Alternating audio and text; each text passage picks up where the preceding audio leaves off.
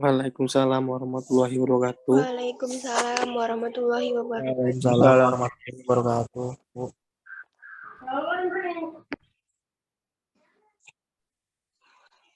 Siang, Bu.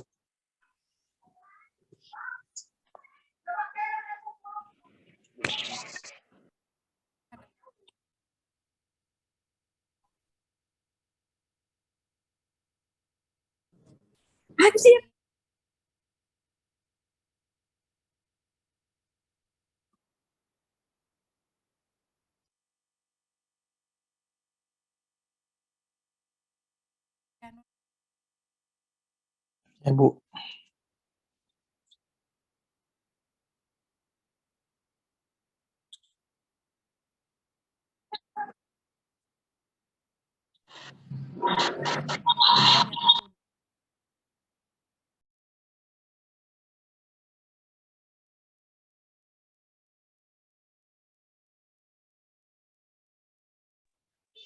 Ya Bu, Assalamualaikum.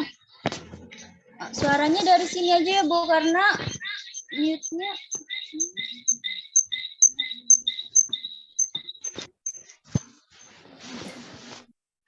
Assalamualaikum warahmatullahi wabarakatuh. Kami dari kelompok 5 ingin mempresentasikan tentang konsep materi.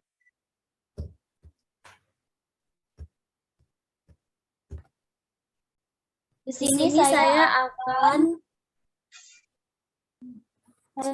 akan memperkenalkan diri, yaitu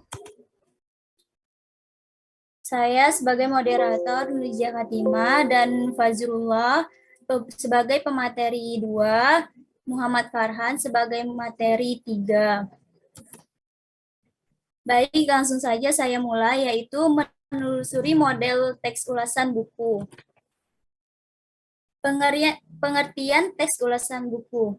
Teks ulasan buku adalah suatu tulisan yang di dalamnya berisi tentang pertimbangan atau penilaian terhadap suatu objek, karya, atau buku.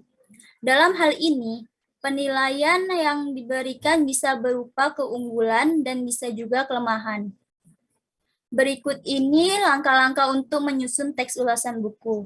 1. Mencatat identitas karya yang akan ditulis. 2. Mencatat hal-hal menarik atau penting dari karya yang diulas.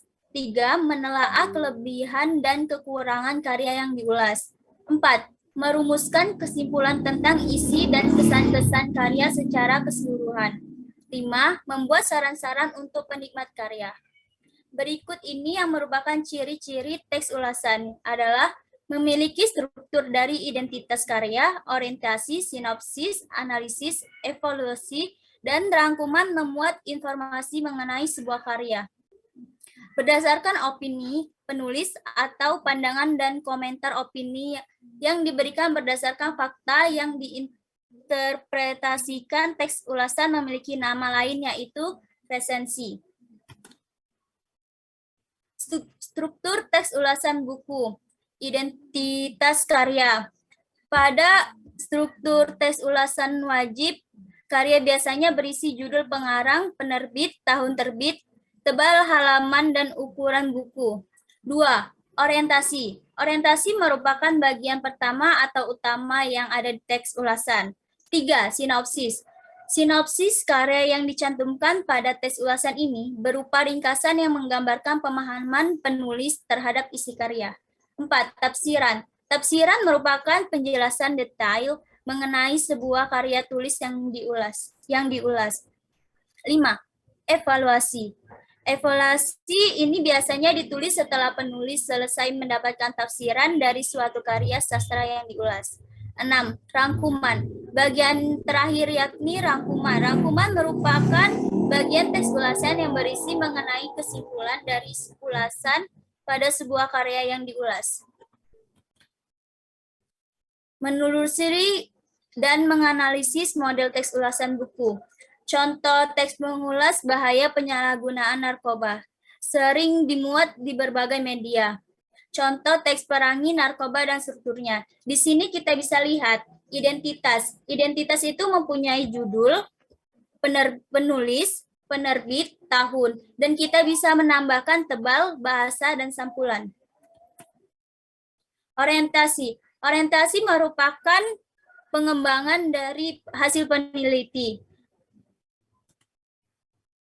Tahapan tafsiran isi. Di sini mencantumkan isi-isi dari topik yang dibicarakan. Evaluasi ini ada dampak positif dan dampak negatifnya. Rangkuman evaluasi. Rangkuman ini dari semua strukturnya dirangkum agar lebih ringkas dan padat. Menganalisis aspek penilaian. Bahwa untuk dapat membuat ulasan buku harus menguasai genre mikro yang digunakan di dalam dan menguasai cara menempelkan genre mikro itu pada struktur tes yang membingkainya. Struktur tes ulasan buku merupakan alat untuk mewadahi gagasan-gagasan yang disajikan mengenai buku itu. Ternyata gagasan struktur teks tidak dapat dipisahkan. Itulah sebabnya setiap jenis teks mempunyai struktur teks baku sendiri-sendiri. Akan tetapi, tujuan tertentu struktur teks dapat disederhanakan tanpa meninggalkan tahapan-tahapan yang inti. Apabila tahapan identitas yang bersifat opsional itu dihilangkan dengan menyisipkan informasi yang ada di tahapan-tahapan lain. Yang tersisa adalah tulisan yang berbentuk artikel tentang buku yang diulas. 3. Menganalisis formulasi bahasa evaluasi. Menganalisis formulasi bahasa evaluasi. Mengingat betapa pentingnya penilaian pada teks alasan buku, perlu mempertanyakan formulasi. Bahasa yang digunakan dalam penilaian. Menilai atau mengevaluasi adalah menyatakan pandangan, sikap, dan posisi terhadap sesuatu yang dinilai. Pandangan, sikap, dan posisi penilai sulit didefinisikan secara terpisah. Tetapi yang dinilai pandangan, sikap, dan posisi penilai sulit didefinisikan secara terpisah-pisah. Tetapi pada konteks penilaian, sebagaimana dapat disimak pada buku The Logogy of Evaluation atau Martin dan White 2005. Hal ini meliputi gradasi antara positif dan negatif, baik dan buruk, objektif dan subjektif, setuju dan tidak setuju, memihak dan tidak memihak, menghargai dan tidak menghargai, serta kadar emosi yang terungkap di dalam teks ulasan buku.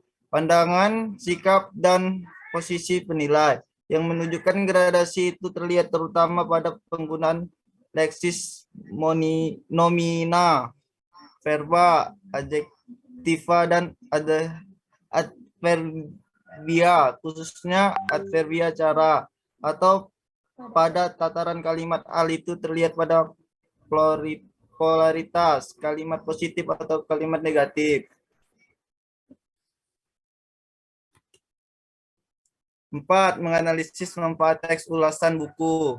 Bahwa untuk keperluan potensi atau menulis seperti proposal, penelitian,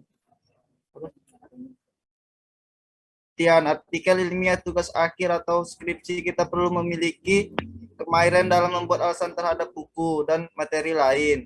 Lebih khusus lagi untuk mengungkapkan isi buku atau materi yang kita ulas, kita harus mempunyai keterampilan dalam meringkas. Manfaatnya antara lain memberikan informasi terhadap para pembaca terkait kelebihan dan kekurangan karya yang diresensi atau diulas, memberikan pertimbangan terhadap pembaca apakah sebuah karya pantas untuk dinikmati atau tidak, memudahkan pembaca untuk memahami kaitan dari suatu karya terhadap karya lain yang sejenis,